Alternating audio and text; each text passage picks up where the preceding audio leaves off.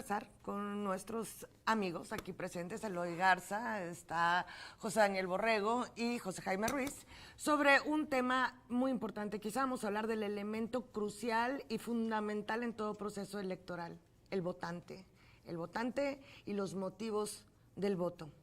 Cuenta la leyenda que a la entrada del oráculo de Delfos había una inscripción en la que se leía Nocete ipsum, conócete a ti mismo. Y sobre eso tendríamos que trabajar un poco esta noche, así que si les parece, vamos a comenzar. Bienvenidos, muchachos, gracias por estar aquí. Muchas gracias, Susana.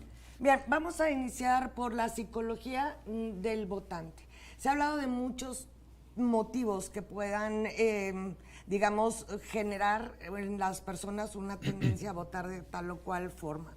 El miedo, el rencor, el odio, el fanatismo, etcétera. Y lo positivo, Y lo la positivo. esperanza, el entusiasmo, etcétera. Exacto, la esperanza, el entusiasmo, la confianza. La alegría, muchas cosas. Ajá, las ganas de participar por primera vez en un evento electoral. ¿O la despensa? Así, bueno, vamos a hablar de eso. Primero vamos a hacer un panorama general, si les parece, sobre qué es el motor o cuál sería, desde su punto de vista, el motor psicológico, conductual, que determina el por qué una persona vota en un determinado sentido. Si les parece, Eloy, ¿quieres comenzar? Bueno, es una pregunta amplia, muchas gracias, Susana.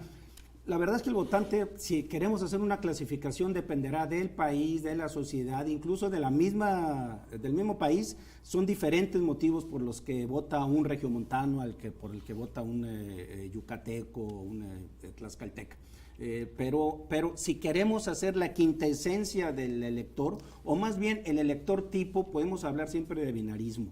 Es decir, un elector siempre vota contrastando dos propuestas. Pueden ser 5 o 6 opciones las que aparecen en la boleta electoral, pero el elector siempre va a decidir frente a un contraste entre buenos y malos, entre la esperanza y el miedo, entre una opción de sociedad y otra opción aparentemente antagónica. Siempre esa dualidad radical. Siempre va a existir esa dualidad al momento en que cruzas la boleta. Desde luego con sus matices, a veces la dualidad no es necesariamente negativa, uno vota por la esperanza. El problema es cuando los perdedores se atrincheran, yo le llamo algo así como el refugio en sus esencias. Curiosamente, el que pierde no apela ya a los dudosos o a los electores que no votaron, y menos hace un autoexamen. Lo que hacen los perdedores siempre es atrincherarse en sus esencias, y eso provoca que sigan perdiendo más electores. Es decir, todo pinta como señalan las encuestas, quién va a ganar este próximo 2 de junio. Hay un atrincheramiento ya predispuesto por parte de los perdedores a decir, los electores van a votar en contra de nosotros porque pues están desorientados, están muy tontos, no saben cómo manejar, y desde ahí ya están atrincherándose en sus esencias, dejando de lado a los dudosos. Hay quienes votan por descarte, es decir, y generalmente pasa eso en las elecciones actuales. Este es el candidato que menos me disgusta. El menos peor. Sí, que es el que le llaman el voto negativo. Es decir, yo voto por fulano de tal, por la opción X, porque la opción Y es bastante peor. Entonces no me dejan otra alternativa. Este es un voto triste, como son todos los votos de descarte, pero existe finalmente. Ahora, hay otro voto que le llaman el voto negativo, o el elector negativo. El elector negativo es el que dice, yo defendiendo mis principios voy a votar en contra de este candidato porque representa la antítesis de mis principios. Okay. ¿Verdad? Vamos a dejarlo aquí en este momento para darle la palabra a José Daniel Borrego. Bueno, voy a tratar de profundizar en esta intervención. Mira, el tema de la psicología del votante tiene mucho que ver, y me acuerdo siempre de Darwin y del tema del origen de las especies, cómo la evolución o lo que va marcando y construyendo las características de un organismo son las circunstancias y el entorno donde se encuentran y cómo responden a él, ¿no? Eso va formándolos, por así decirlo. En el tema de los electores es igual. Por ejemplo, el INE en la elección pasada documentó que los que menos votaron fueron el sector de después de los 18 años, como hasta los 30 y algo, ¿no? O sea, hay a los 18 una alta participación porque los jóvenes dicen, ya tengo mi credencial de elector, hay un tema así de emoción porque pueden acceder socialmente a otras cosas, pero después ese interés se va. Tiene que ver con este principio porque ¿cuál es el entorno de un joven de 19 años, por ejemplo, aquí en Nuevo León? Pues vive en casa de sus papás, a lo mejor no trabaja, estudia, es decir, no vive en carne propia los problemas que a lo mejor sus padres sí están viviendo, el tema de los impuestos, el tema de los servicios deficientes, el tema de una postura política que les pega en el bolsillo, o sea, cada uno reacciona según su entorno, y fíjate, por ejemplo, cómo los adultos mayores, que ya no se mueven mucho de sus hogares, ¿qué es lo que pasa primero? O sea, ¿qué es lo que hacen? Son los primeros en pagar el predial, porque ellos ya su universo político es ya su casa. Sí. ¿Sí me explico? Entonces, eso es lo que mueve a los electores. Por eso siempre cada elección les dicen, es que los jóvenes tienen que participar, es que los jóvenes no son apáticos. Siempre es intento de estimular a los jóvenes porque en realidad, por naturaleza, no les interesa la política y es normal y está bien. A mí no me interesaba a los 20 años, quería andar en el concierto, en el antro, bien borrado. O sea, ¿sí me explico? Bien. Entonces, además de que tenemos... ¿Bien qué, perdón? Bien alegre, bien conviviendo. Además de que tenemos entonces diferentes nichos por sectores geográficos, tenemos diferentes por estrato social o socioeconómico y también diferentes por edad, de acuerdo, entre otras clasificaciones. Sí, pero es que la edad tiene que ver con otras cosas, ahí se junta, fíjate, qué interesante, ahí se juntan varias cosas, porque igual no es lo mismo, por ejemplo, un joven, pero si le cambias la clase social, está en contacto con diferentes problemáticas sociales. A lo mejor ahí su percepción cambia. Por ejemplo, si un joven que tuvo que empezar a trabajar a los 15, ahorita tiene 20 y ya le ha tocado sostener una familia, dudo mucho que vaya a votar nada más por, ¿cómo te diré? A lo mejor por una superficialidad, va a buscar a lo mejor... Por tener la experiencia. Sí, no nada más por tener la experiencia, sino haber una motivación ya política para participar. Ok. José Jaime. Bueno, con lo que estoy oyendo también tenemos que refugiarnos, si es psicología, en aquel yo teórico de Freud, ¿no? O sea, se vota desde el yo, no se vota desde la circunstancia nada más de que me convenció un candidato o sus propuestas o me cae mal esto y lo otro, ¿no? Y en el yo hay muchas variables, como lo mencionaron los compañeros, ¿no? Que sí tiene que ser geográfica, con demografía, con quién te juntas, cómo está tu entorno familiar y demás, ¿no? Lo que sí es importante para poder hacer ciertos paradigmas es revisar, por ejemplo, elecciones pasadas. Hay un estudio de Ana María Fernández Poncela, que es profesora de la Universidad Autónoma Metropolitana de Xochimilco, en Ciudad de México, y yo traje unas gráficas para verlas someramente, ¿no? En el 18, ¿cuáles fueron sus propias emociones en el momento de votar? Pues preguntaron ellos, este estudio. Y los de AMLO, lo primero que hicieron, hombres y mujeres, es votaron por la esperanza y el entusiasmo, por lo que ofrecía Andrés Manuel López Obrador después de varias veces como candidato y también frente, creo yo, que a ciertas circunstancias negativas de los gobiernos anteriores, sobre todo de Calderón y de Peña Nieto, ¿no? Los que votaron por Ricardo Anaya, miedo, preocupación, nervios, angustia, incertidumbre. Ahí vemos toda esa campaña negativa. Eso fue lo que los hizo votar por Anaya. Sí, pero en razón del contraste que mencionaba Eloy hace un momento, ¿no? Fíjate, la entusiasmo, alegría y acá lo contrario, que de alguna manera se reproduce en el 24, ¿no? Bueno, voy a hablar muy poco de José Antonio Meade, ¿no?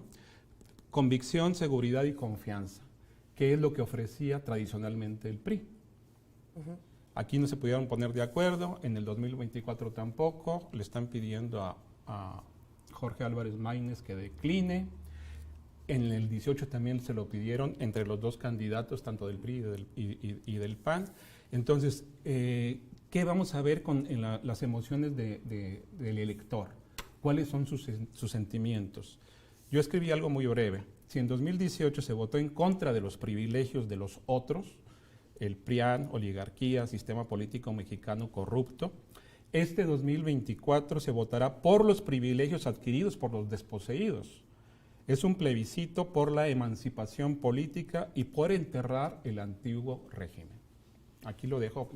Eso es muy interesante. Vamos a tener que ir a una pausa, pero vamos a suponer también que en las manos de los electores, probablemente en esta jornada electoral, está el ponerle el último clavo al ataúd de varios de los partidos políticos que hasta hoy hemos conocido. Y habrá que saber si el elector está consciente de eso, si es lo conveniente y si es ya el tiempo de dar ese paso histórico. Vamos a una breve pausa y regresamos. Esto es La Nocturna.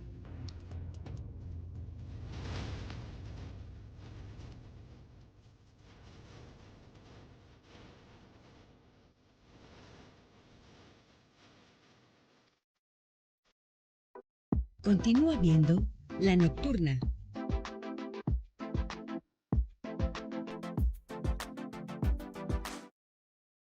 El Tribunal Electoral de Nuevo León es la máxima autoridad jurisdiccional en el Estado. ¿Y a mí qué? El tribunal te garantiza una participación libre de violencia política en razón de género. Te asegura candidaturas incluyentes. Te asegura la protección de la identidad de menores en propaganda electoral. Te protege permanentemente, no solo en elecciones. Si vives aquí, debería de importarte, porque nos incluye y beneficia a todas y todos. Este 2 de junio, las mexicanas participaremos de manera histórica. La mitad de quienes compiten por los cargos federales, locales y municipales son mujeres. El compromiso del INE es garantizar igualdad en las contiendas. Por eso, las candidatas tienen el mismo financiamiento y difusión para sus campañas en televisión y radio. Y se han implementado acciones para atender a las víctimas de violencia política en razón de género con perspectiva intercultural e interseccional. La participación de todas es importante. INE. La unidad entre hombre y bicicleta, una oportunidad que deja experiencias y beneficios para la salud, más que un transporte que debe conquistar a las grandes urbes. Mi ciudad en bicicleta, domingo, 5:30 de la tarde. Yo vengo de una familia de medios de comunicación. Tuve la fortuna de trabajar y al mismo tiempo estudiar. Y esa combinación me hizo conectar los dos mejores mundos. Vi que tenían un monitor de televisión, me ponen el micrófono y me digo, ¿qué hago? ¿No? Que se ponga a narrar lo que está pasando. Atreverse a hacer las cosas. ¿Qué es lo peor que puede pasar? ¿No funcionó? Bueno, pues intentemos otra cosa. Nuestro objetivo era cómo hacer televisión con los menos recursos posibles. Se la debes a tu audiencia. Tu compromiso es con ellos todos los días.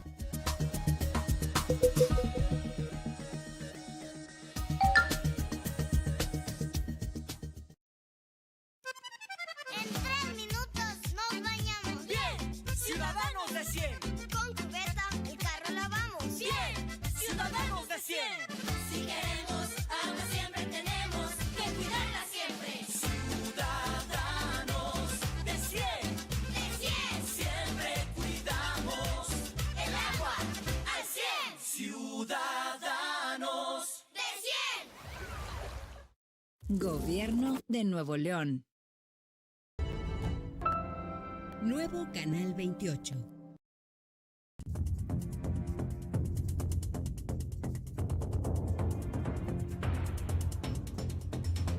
Regresamos, esto es La Nocturna y habría que plantear o partir de una pregunta.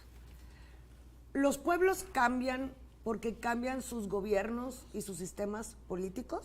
¿O, al revés, los gobiernos y los sistemas políticos cambian porque cambian los pueblos? Y aquí tendríamos que preguntarnos hasta qué punto el elector viene siendo un protagonista en los cambios políticos y de gobierno a través de su participación democrática en procesos electorales y después, porque tenemos que entender que la democracia no empieza y termina el día de una elección. Pero vamos a iniciar en esta ocasión, si les parece, con José Jaime Ruiz para tomar ahora contra el sistema. Adelante. Bueno, yo no creo que sea un problema del huevo y la gallina, ¿no? Son procesos históricos en los cuales sí son muy importantes los liderazgos. Estamos viendo en este sexenio el liderazgo de Andrés Manuel López Obrador. que no se cambió el régimen, fue en términos lexicológicos tal vez o gramaticales, fue un cambio en el régimen, no un cambio de régimen, que es muy diferente, ¿no? Y en ese sentido hay una cosa muy importante, que es el voto y el elector. Entonces, ahorita estábamos hablando antes de que empezara estar al aire, de quién te autoriza como autoridad. Quien te autoriza es el voto, son las elecciones, es el pueblo, son los ciudadanos. Te autorizan para que seas autoridad y ejerzas la autoridad, y no el autoritarismo, ¿no? Que son diferentes. Entonces, ¿quién le autorizó a Andrés Manuel López Obrador ser el presidente? Bueno, el voto, más de 30 millones de votos, ¿no? Y en este sentido, hay algo que en los procesos históricos van caminando. Tanto la propuesta de un líder como la autorización de los ciudadanos a través del sufragio. Después de esto, ¿qué es lo que sucede? Que se da lo que Eloy hablaba al principio. ¿Qué propuesta hay aquí y qué propuesta hay acá? Hay matices, como mencionábamos. Hay un matiz bailador, que es de Jorge Álvarez Maínez, que todavía no sé qué color sea, pero hay dos cosas muy importantes. Hay una regresión, que es una reacción a los privilegios oligárquicos, a los privilegios de la partidocracia que conocimos durante muchos años, en un matrimonio abominable ideológico entre lo que significaba el PRI y lo que significaba el PAN. Y por el otro lado hay una propuesta de continuar una transformación, es decir, continuar ciertas cosas que ha implementado AMLO. Y esto es con Sheinbaum, y el otro es la regresión que se manifiesta a través de Xóchitl Gálvez. Aunque a través del radicalismo y la polarización extrema que se ha dado, hay una descalificación absoluta y un deseo inexistente de reconocer nada.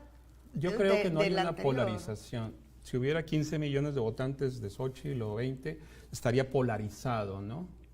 Hay una crispación en la cual esta crispación hace que mucha gente de alguna manera se fanatice y acceda a lo que él llamaba el voto negativo. Okay. Oye, nunca me había tocado conocer lo que le llamaban un intelectual orgánico del régimen. Bueno, yo no soy orgánico. No, bueno, pero siguiendo el... Bueno, orgánico sí, porque tienes un organismo siguiendo privilegiado. No tienes muchos conservadores. No. Siguiendo el tema conservadores, de lo orgánico. Como los minerales de Xóchitl. Oye, yo lo llamaría como mutaciones democráticas, así lo llamaría, ¿no? Tortuga ninja. Porque si tú te fijas, mira, por ejemplo, un paralelo con el estado de la música. Ahorita salen géneros de música distintos que nunca pensamos que se fueran a fusionar. Fusiones increíbles. Pero si tú te fijas, es como si fuera una masa cultural de cosas que están en contracorriente en un entorno de extrema cruce de información, hay mucha información cruzándose, y ahora salen estas aberraciones musicales o democráticas también. O sea, por ejemplo, el México del 2006 no es el mismo del 2018. AMLO en 2006 no ganó o no hubiera ganado con la contundencia con la que ganó en el 18. Había gente, es más, yo conozco gente. No ganó, pero perdió, sí, haya sido como haya sido. Sí, pero mira, hay gente que en 2006 te decía, AMLO, hablando de AMLO está loco, lo que sea, y ahorita lo idolatran. ¿Por qué? Porque la sociedad va cambiando y también... ahorita voy a desmontar un concepto que a mí me llama mucho la atención, dice el voto informado. ¿Qué es el voto informado? No existe tal cosa. No. Cada quien valora la información según sus necesidades y capacidad intelectual. Digamos que todo voto es informado, pero no todo voto se informa de la misma manera. Un paréntesis, ¿y existe el voto desinformado? Claro, eso estaba pensando pero es que está inundado de desinformación, o fake news y todo eso. Los voy a... O sea, ¿existe la desinformación, el fake, sí, la posverdad o no existen? Mira, el tema es que al final de cuentas la gente que está desinformada no va a votar porque no le interesa la política. La gente que en realidad le interesa la política tiene como una iniciativa para nutrirse de información fidedigna y lo hace. Los interesados en la política. Los desinformados, mira... Pero hay fanáticos que no les importa si la noticia no tiene fundamento ni hay manera de confirmar la fidelidad de la fuente. Pero, si eso resuena con la visceralidad de su animadversión, lo compran. Pero fíjate lo que acabas de decir. el fanático ve en esa desinformación, si está acorde con lo que ya piensa desde antes, es real. Sí. Si no, o sea, en realidad es un sesgo. En realidad esta desinformación, más que modificar la opinión o el voto que ejerce un ciudadano, viene a radicalizarlo. Ese es el problema. Vamos a decir bueno, una cosa. el asunto también es para los incautos, ¿no? Sí, pues hay es muchos... decir, si tú tienes 20,000 millones de votos diciéndote narcocandidata y narcopresidente, no es nada más decir que no se está induciendo el voto. Sí se está induciendo de alguna manera. Goebbels. Dos, si no se invertiría en eso en primer lugar. Él sí era creativo. Ni se compraría en los argentinos a 3 por 1. ¿no? Oigan, yo quiero hablar después, en la siguiente bloque. Es un poco lo que el filósofo coreano-alemán llama infocracia, ¿no? Yo les preguntaría si esas fusiones absurdas, raras, extrañas, políticas que se replican en otros ámbitos, como lo hablabas en la música, vienen a constituir organismos estériles, híbridos, no, perdedores. Y si es ya eso el último respiro. Pero a ver, Eloy, ¿qué opinas tú de lo que hemos estado hablando en esta ocasión? ¿Qué mueve? ¿Cuál es la fuerza que mueve? ¿Que los cambios mueven a la gente o la gente mueve los cambios? Lo que bien preguntaba José Jaime Ruiz, ¿qué fue primero, el huevo o la gallina? Bueno, pues las dos cosas son vasos comunicantes, se van mezclando. A ver, les hago una pregunta. Y también aquí al auditorio, que es el nuestro, porque es nuestro programa, así autoritariamente lo digo. Excelente, muy bien. Muy bien, para darle gusto a Borrego. ¿Quién aprobó la ley de derechos civiles en Estados Unidos? ¿El Partido Demócrata o el Republicano? ¿El Republicano? ¿Quién fue? No sé. Yo no tengo el dato. Bueno, pues, si tú tienes otros datos. Sí, yo tengo otros datos. No, ya se están cuidando y están protegiendo. Los republicanos fueron los que votaron a favor de la ley de... ¿Por qué? Porque de los derechos civiles, claro. ¿Cuál fue el problema de que se lo apropió el Partido Demócrata y ahora ya es una de las banderas del Partido Demócrata? Que en el momento en que aprueban en la mayoría de los republicanos la ley de derechos civiles... se congraciaron con toda la población afroamericana. No, sacan al Trump de la época, que se llamaba Barry Goldwater, que es un trumpista un poco más ideologizado y con más coherencia a la hora de explicar sus propuestas. Entonces, como salió un candidato presidencial con esas características, se olvidó que el Partido Republicano había... ¿A dónde voy con todo esto? A que en realidad es más poroso la creencia, las opiniones, los puntos de vista de la gente de lo que ustedes creen. Y en realidad es más un voto sensitivo, un voto por sensibilidad o por impresión. ¿Quién es el que está conmigo y quién está en favor de la oligarquía?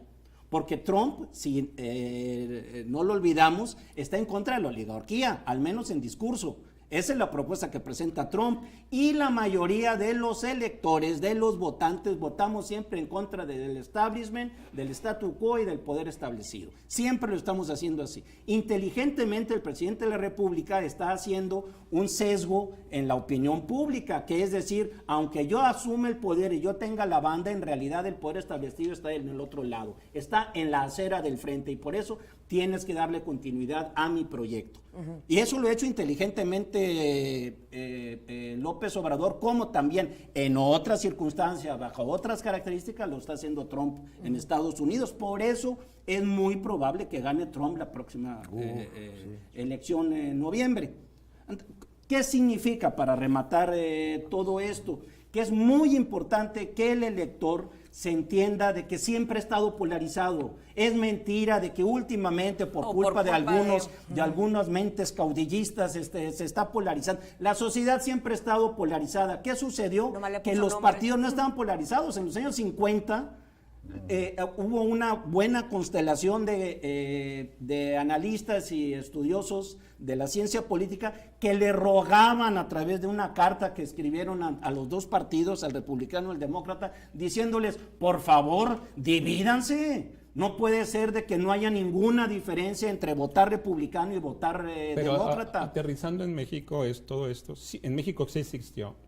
Es decir, lo hablábamos también, Susana. Inteligentemente el PRI lo hizo. El PRI lo hizo, el décadas. PNR nace, el Partido Acción Nacional en el 39 más o menos, nace en razón también de que no tenían un partido político en el entonces la derecha, el sinarquismo y demás, ¿no? Siempre que lo luego se tuvieron. vuelve, no lo tuvieron en términos como estaba el PRI en el momento después de Cárdenas. En el sistema electoral no lo tenían, No. en la práctica sí. Bueno, pero se trata del Y sistema lo electoral. tenía que absorber el sistema. Bueno, como absorbió al PPS y al Claro, PARM y a todos claro. esos que no eran partidos políticos Eran de oposición, satélites. eran satélites, ¿no?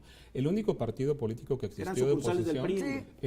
era Acción Nacional, ¿no? Y el Partido Comunista. Después de que Gómez Morín le dice, cuando pierde Vasconcelos, Gómez Morín le propone a Vasconcelos Un partido ciudadano. un partido cívico, un partido ciudadano. Vasconcelos no lo acepta, se funda el PAN posteriormente y durante mucho tiempo fueron la ideología contrapuesta en términos ideológicos, no en términos económicos ni en términos de pragmatismo político, ¿no?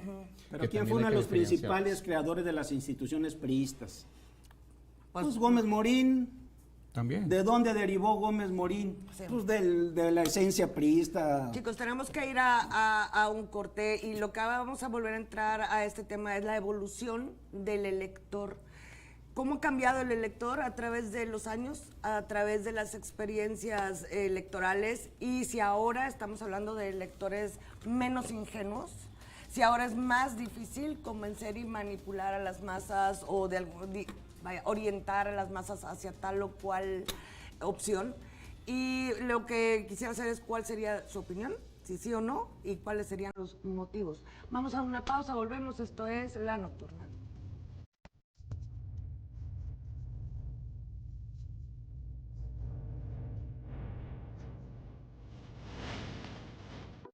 Continúa viendo La Nocturna.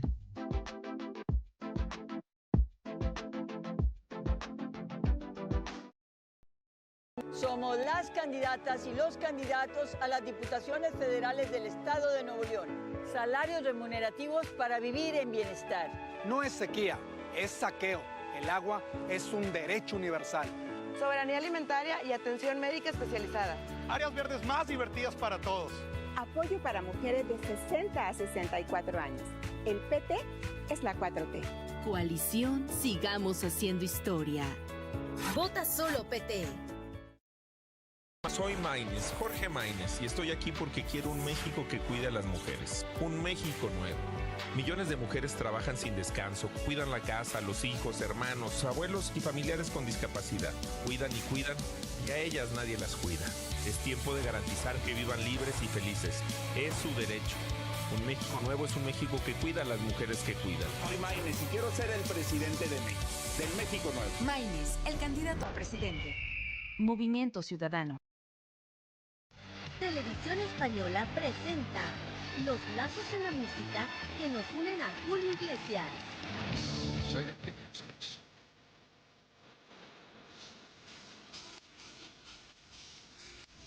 A los 26 años ya cantaba en el Festival Eurovisión de 1970.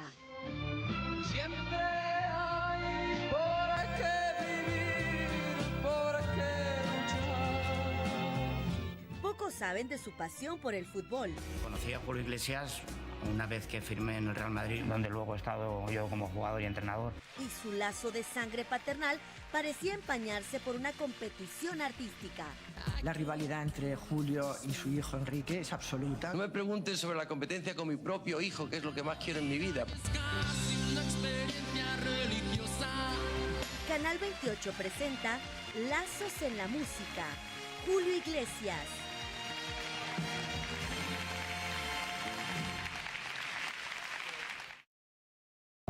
A las personas beneficiarias de la Secretaría de Igualdad e Inclusión y a la población en general, les recordamos que los programas sociales son públicos y ajenos a cualquier partido político. Nadie puede amenazarte con que perderás tus beneficios si no votas por alguna de las opciones, y mucho menos condicionar su entrega. Se invita a la población a denunciar cualquier situación irregular ante las autoridades competentes. Si necesitas orientación, llama al 070. Gobierno de Nuevo León.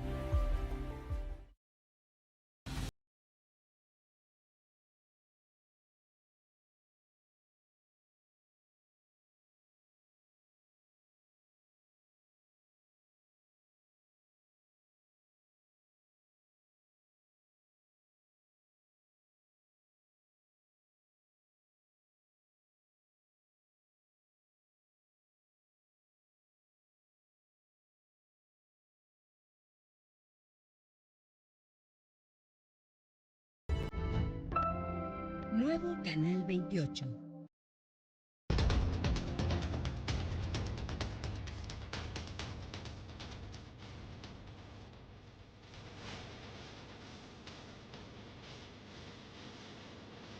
Ya estamos de regreso en la nocturna y estamos escudriñando, analizando, disectando el tema de la psicología del elector, por qué votamos como votamos, qué nos mueve, qué nos asusta, qué nos causa repulsión, qué nos atrae, cómo vemos cada quien el futuro que podemos conseguir a través de nuestro voto.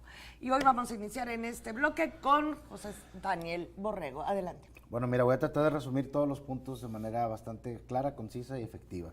Y humilde. Si nos vamos, no, nada humilde. Si nos vamos a las principales preocupaciones de los ciudadanos, sus miedos sociales, sus temores, el número uno siempre es el tema de seguridad. Y el tema de seguridad es la mayor preocupación y la mayoría de las personas tienen una percepción de seguridad o inseguridad totalmente alejados de la realidad. ¿A qué voy? Tú te vas a algunos sectores que son bastante seguros, les preguntas, ¿usted cree que la ciudad o el país es inseguro? La mayoría te va a decir que sí, porque son los que más consumen medios de comunicación, ven que aquí pasó esto, ven que allá pasó aquello.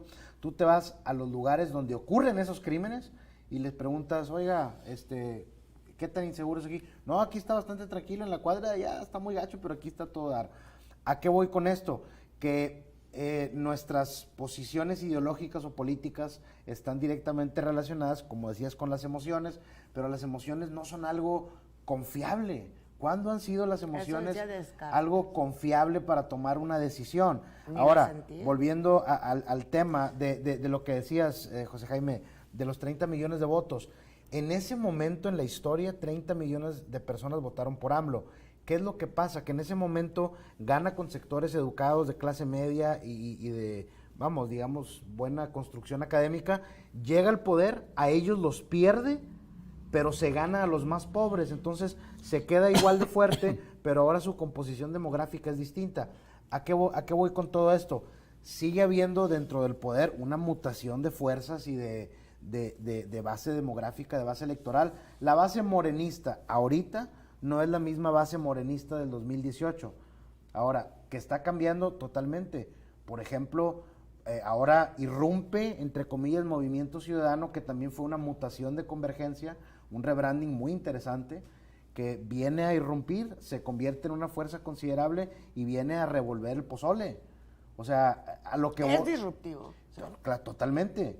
O sea, es disruptivo en este momento. La verdad es que ya comenzó, por ejemplo, Xóchitl a atacar a Maínez directamente cuando antes no lo hacía. La oferta de Alito fue una declaración ¿de qué? Pues de miedo. O sea... Pero mira, es Claudio X González, es Alejandro Moreno, es Marco Cortés, y apenas ayer hablando Xóchitl diciendo, es que no le crean, no se vayan con la finta de una cancioncita. Sí, sí, sí. Sí, y Maínez responde, no sé si lo viste, Borrego, que les dice, ¿qué fue lo que les dice Maínez? Si yo estuviera en el tercer lugar, no me estarían atacando tanto. Entonces sí es disruptivo. Es una declaración de ya te alcancé. Claro, y estoy de acuerdo que ese era su con objetivo, lo que dice ¿no? Borrego. Ese posicionamiento, no tanto Lo fue elección, desde el principio sino posicionarse. con Samuel Alejandro García Sepúlveda. No lo dejaron, lo quisieron chantajear, como chantajearon, cómo se repartieron Coahuila, por ejemplo. Pues el gobernador no iba a dejar en manos de esta gente al Estado. Pero regrésame al elector, ¿cómo lee eso el elector? A la hora de ejercer. A la hora de ejercer eso, es está habiendo una regresión y que el PRI y el PRIAN siguen siendo lo mismo frente a una candidatura innovadora como la de Movimiento Ciudadano, disruptiva también, que no va a alcanzar en estas 3 semanas o 4 para remontar mucho, inclusive para tener el segundo lugar, pero creo que con esa disrupción y con eso que están haciendo, hacen mucho más lo que tú mencionabas, o no sé quién lo mencionó, le falta un clavo a tu ataúd, ¿no? Ponerle el último clavo al ataúd. ¿Pero crees que vaya a haber alguna declinación de aquí al día de la elección? No, las únicas declinaciones son las de algún obispo en un motel. ¡Ay! Bueno, Eloy, vamos Bueno, a mira, temas menos escabrosos. Mira, lo que yo he visto es declinación de la inteligencia en algunos candidatos. Eso sí, y constantemente. Y lo vamos a estar viendo más en este último tramo de la campaña. ¿Por qué vota un elector? Vota en términos de identidad. Y siempre cuando tú estás forjando una identidad propia, buscas un enemigo. Eso es en automático aquí en China, en todos lados. Tu némesis. Necesitas hacer tu némesis, si no, no puedes afianzarte o consolidarte en tus principios.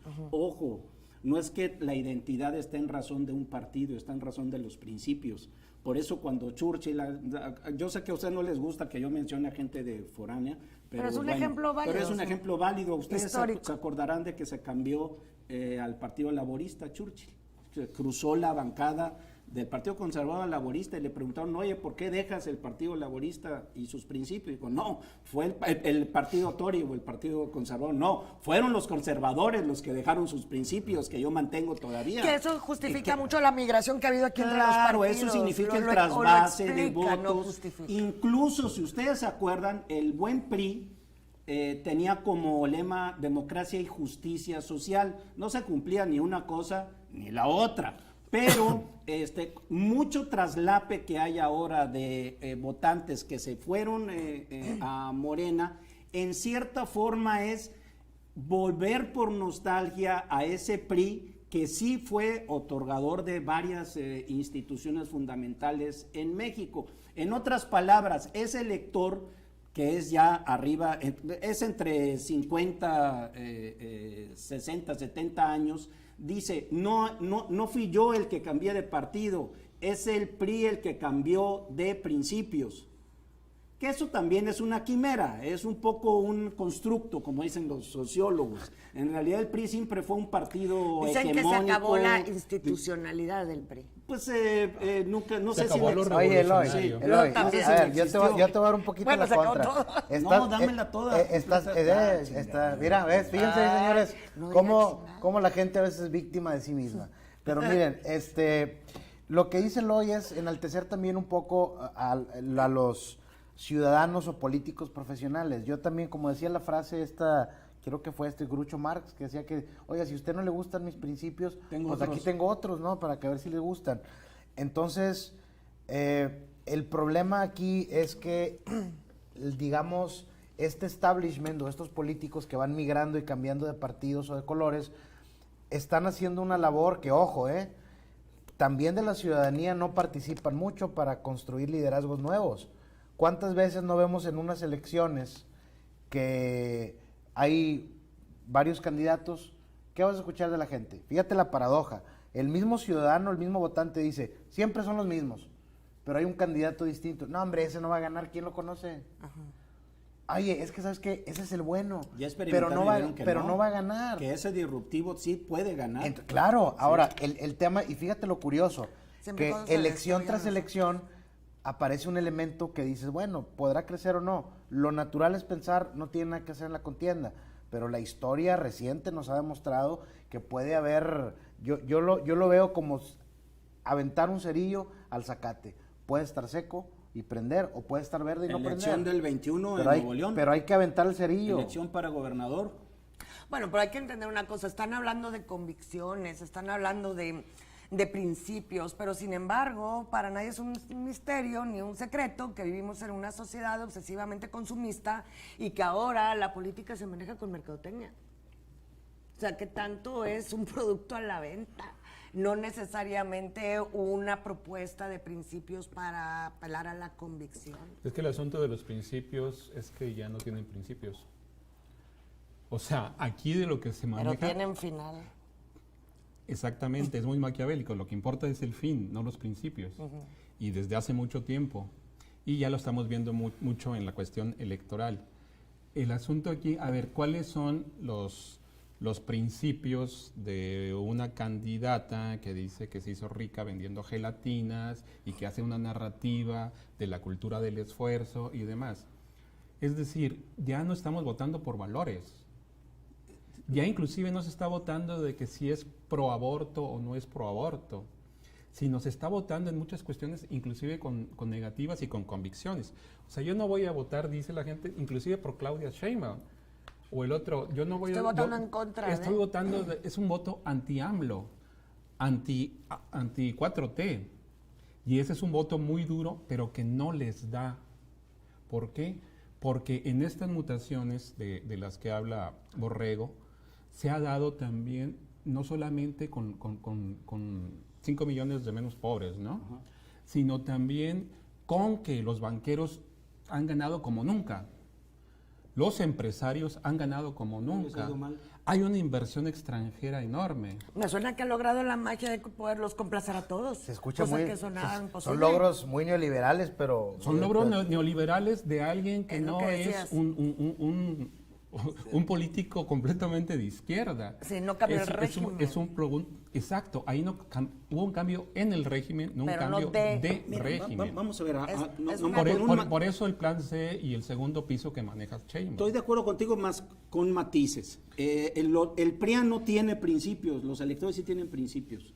Uh-huh. Estos electores de Nuevo León y de México sí tienen principios.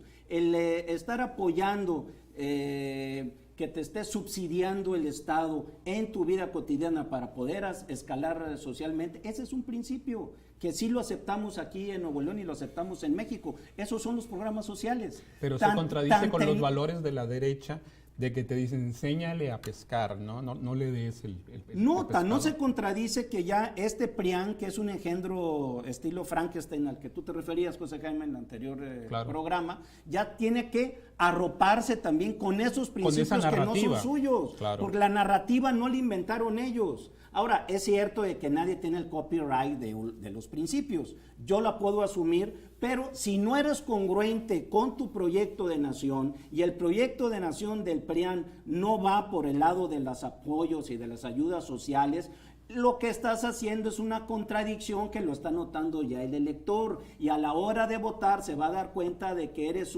tú un contradictorio. No hay nada peor para un candidato que ser enemigo de su propia coherencia. Uh-huh. Entonces, ¿qué está pasando con Xóchitl? Está siendo enemiga de su propia coherencia. Y quien la apoyan como y en eso no la puedes acusar a Sheinbaum. Amparo Casa, que están en contra de que se les dé las pensiones y demás, y ella recibe una pensión de Pemex hasta el 2099 de 130,000 pesos. Yo también quiero de esas. Vamos a ir a una pausa y vamos a regresar precisamente con eso. Habíamos hablado ya en un programa anterior de la disonancia, de lo que se dice y lo que se hace, lo que escucho y lo que realmente percibo. Vamos a hablar de eso al final para poder cerrar. La coherencia y la congruencia. La coherencia, la congruencia y la consistencia. Volvemos, esto es La Nocturna.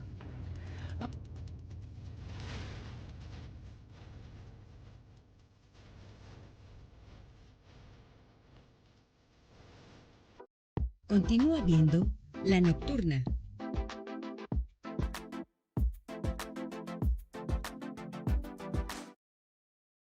Yo vengo de una familia de medios de comunicación. Tuve la fortuna de trabajar y al mismo tiempo estudiar. Y esa combinación me hizo conectar los dos mejores mundos. Vi que tenían un monitor de televisión, me ponen el micrófono y me digo, ¿qué hago? Bueno, que se ponga a narrar lo que está pasando. Atreverse a hacer las cosas. ¿Qué es lo peor que puede pasar? ¿No funcionó? Bueno, pues intentemos otra cosa. Nuestro objetivo era cómo hacer televisión con los menos recursos posibles. Se la debes a tu audiencia. Tu compromiso es con ellos todos los días.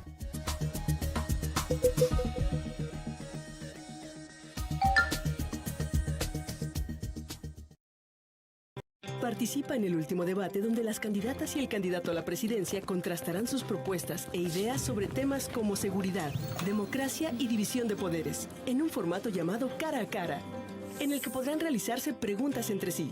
Este debate será el domingo 19 de mayo a las 20 horas. Consulta todos los temas en INE.mx. Compara las propuestas y haz que tu voto sea informado. En estas elecciones, tu decisión es importante. INE.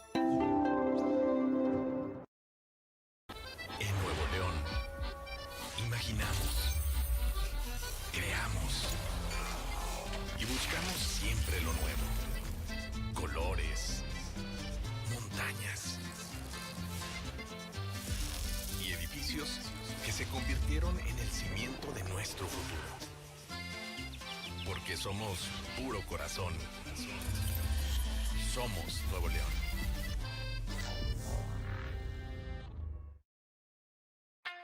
de las personas sorteadas para ser parte de las mesas directivas de casilla, recuerda que las y los CAE te visitarán para entregarte tu nombramiento y capacitarte para que puedas desempeñarte el día de las elecciones. Capacítate y asiste a los simulacros y o a las prácticas de la jornada electoral. México cuenta contigo. Participa, porque en estas elecciones tu decisión es importante. INE. La Fe de Nuevo León somos una institución responsable de perseguir los delitos electorales en Nuevo León. Utilizamos tecnología de vanguardia, sistemas de inteligencia y contamos con personal altamente capacitado que está listo para atender tus denuncias. Puedes denunciar por teléfono, por videoconferencia en nuestra página web o en nuestra aplicación para teléfonos móviles. Y recuerda, si eres víctima de un delito electoral, denuncia al 81 2020 4099. La Fe de Nuevo León protege tu elección.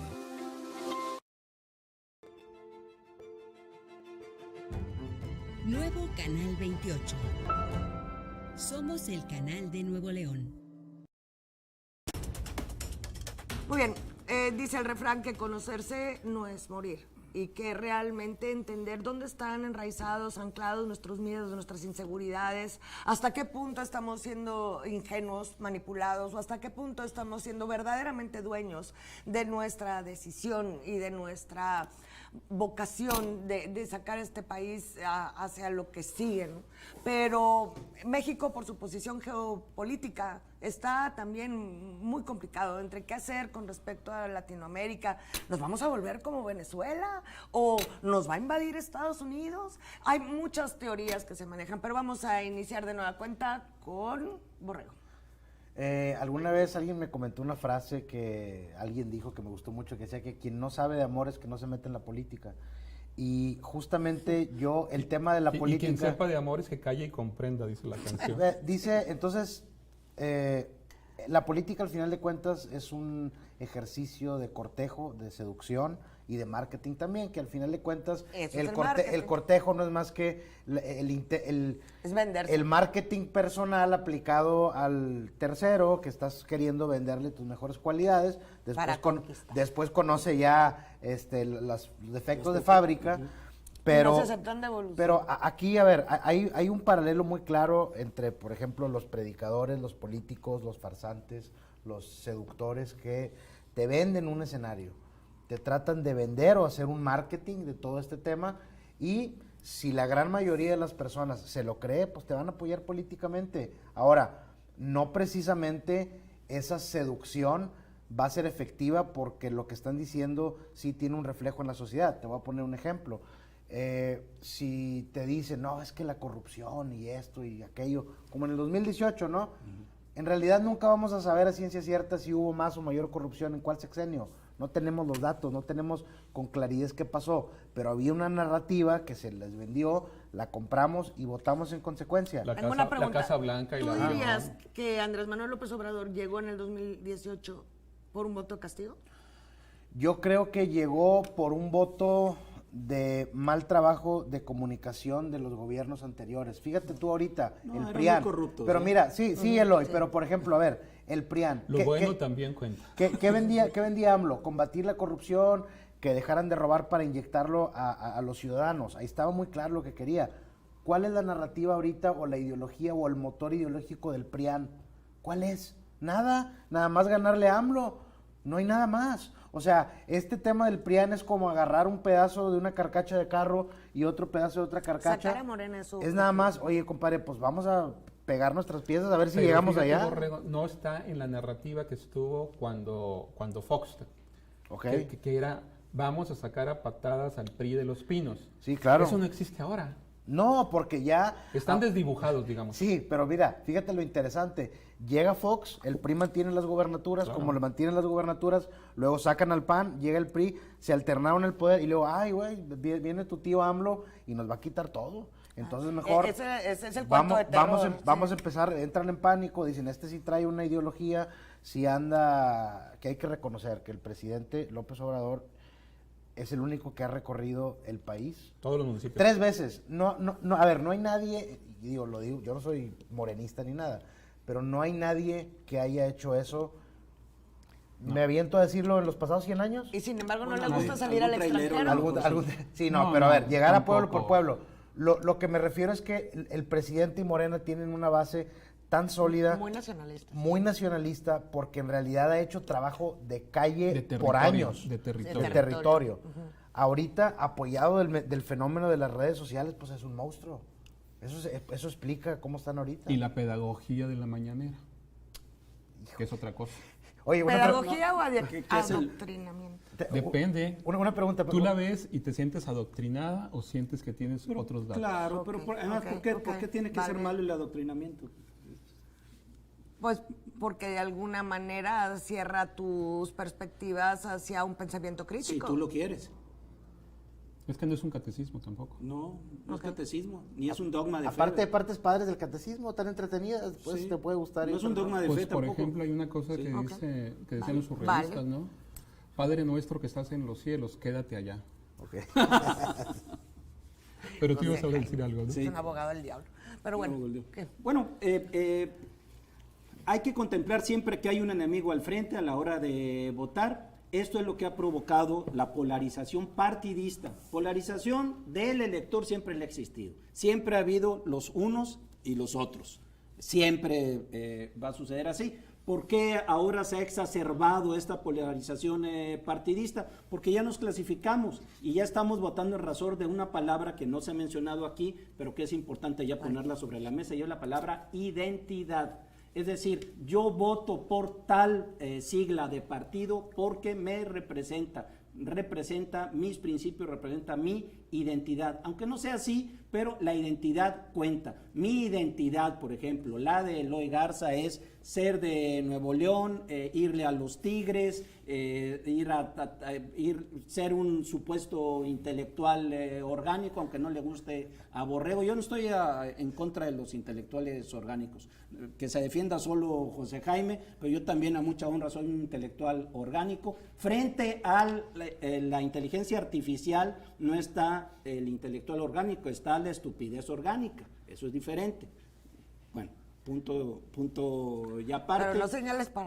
No, señalé para allá. Porque es que yo lo acusé. No, pero a ver, está excelente, la verdad. Es que luego hablamos de Gramsci y los intelectuales orgánicos. Ya hablaremos de Gramsci. Es que yo no quería intelectualizar mucho la mesa. Yo juego a veces con el derecho de decir que soy objetivo. Claro que no soy objetivo ni soy imparcial. Eres humano. Todo el mundo somos parciales, todo el mundo vamos hablando de la identidad que tú mencionabas. Vamos a defender lo que nosotros creemos. ¿Pero qué es la identidad? ¿Aquello con lo que resuenas y donde te ves el reflejo de ti mismo? Si no hay ninguno... eso para seguir siendo así muy intelectualoides es muy lacaniano, ¿eh? Sí, es lacaniano, totalmente. ¿Qué es la identidad? Es el partido que tú tomas. No me estoy refiriendo al instituto político que está ahí garantizado por la Constitución, que son los partidos políticos. Cuando estoy hablando de partido, es tú tomas un posicionamiento hacia cualquier cosa de la vida. O sea, vivimos en un mundo global, sí, pero yo tengo la identidad de ser mexicano. Si vivimos en un entorno nacional, sí, pero yo tengo la identidad de ser de Nuevo León. Sí, pero si vivimos en un entorno deportivo, futbolístico, sí, pero yo tengo la identidad de ser Tigres. Todos estos, otra vez, son constructos, así le dicen los sociólogos, pero sirven para tener faros de orientación, porque si no estaríamos dispersos. Pero además no es homogéneo. Por ejemplo, el caso de Nuevo León, según algunas encuestas, se puede votar por Claudia Sheinbaum, pero en Monterrey no se vota por Morena, se puede votar por Mariana Rodríguez Cantú.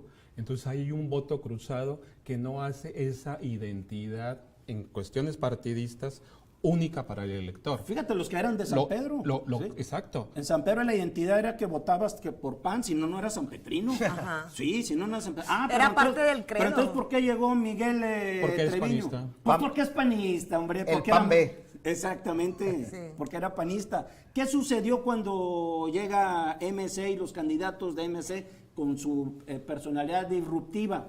Que retomaron una serie de principios de identidad que ya no le estaban asumiendo los partidos regionales. Y en términos de fútbol se le llama revulsiva también. Y en términos de fútbol se llama revulsiva. Porque en términos psicológicos lo otro de enfrente era repulsivo.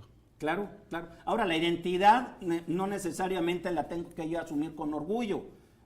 A veces también la identidad es obligada. Bueno. O sea, yo no pedí nacer en Monterrey. Yo nací en Monterrey y de ahí partió una identidad. Pero tienes orgullo de ser del norte. Tengo 4 minutos. José Jaime, tú querías leer algo, puedes usar tu tiempo sí. para eso, pero les quería preguntar nada más si todavía ustedes creen que a la hora que el individuo se dé frente a la urna y esté a punto de emitir su sufragio, todavía va a consultar a su yo interior o se va a dejar llevar por la inercia de la manada.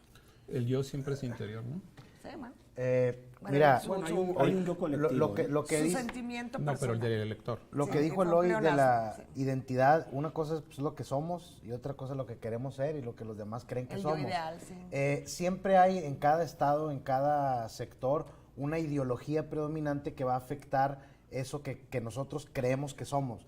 Mira, algún político que es desarrollador de vivienda también, a lo mejor aquí lo identifican, me platicó una vez que le llamaba mucho la atención que la gente que venía de otro lado, que buscaba comprar casa, incluso casa que les llaman de interés social, pedían 2 cosas. Una, que tuvieran cochera y 2, que tuvieran asador. ¿Por qué? Porque vienen a Nuevo León, quieren asar carne y también, aunque no tengan carro, quieren comprar un carro. Como decía la canción esa de Ricardo Arjona, la de Animal Nocturno, que aunque era tanta mi fe que aunque no tenía jardín, compré una podadora. Entonces, bueno, es algo así, hay una identidad neolonesa. Digo, sé que, no, pero está buena la frase. Padre, sí. O sea, hay otro le dicen aspiracionismo, ¿no? Hay una aspiración, pero mira, esa idea determina mucho de cómo va a votar la gente. Sí. Si tú no, ¿por qué ha tenido éxito el gobierno de Samuel? Porque está hablando de traer inversión, de dinero, de generar, que te facilita alcanzar esas cosas. Lo que no sucedió denme estos 2 minutos para que José Jaime, que había querido dejar esto para el cierre, lo que ibas a leer. Pues sí, ya me olvidé de todo. Ya te olvidaste. Esto es de un libro de Sartori, que también estudió el sistema político mexicano, las elecciones, la ingeniería constitucional comparada. Dice Sartori: sobra decir que el fortalecimiento democrático de la presidencia y, en el otro extremo, de la separación de poderes del Parlamento y de la Suprema Corte son ingredientes esenciales para la transformación del sistema político mexicano, que espero se lleve a cabo. Tampoco está de más insistir en que todas mis sugerencias son tentativas. De lo único que estoy firmemente convencido es de que México debe establecer prioridades de reforma y que su número debe ser manejable. Como dije antes, primero hay que construir la casa. Los muebles y los acabados tendrán que esperar a que esté terminada. Muy bien, me parece muy bien. Amigos, pues muchas gracias. Gracias por este espacio. Es un tema sumamente complejo, es una exploración hacia lo más profundo, ¿no? Del ser en un elector que tiene una decisión importante para sí mismo, para su familia, para el futuro del país, para tratar de encontrar la certeza hasta donde sea posible alcanzarla, de que no se está equivocando, pero tendremos más tiempo para explorar estos temas. Por lo pronto, aquí termina la nocturna de hoy. Muchas gracias, José Daniel, gracias, José Jaime, y gracias, Eloy Garza. Por nuestra parte es todo. Hasta la próxima. Duerme bien.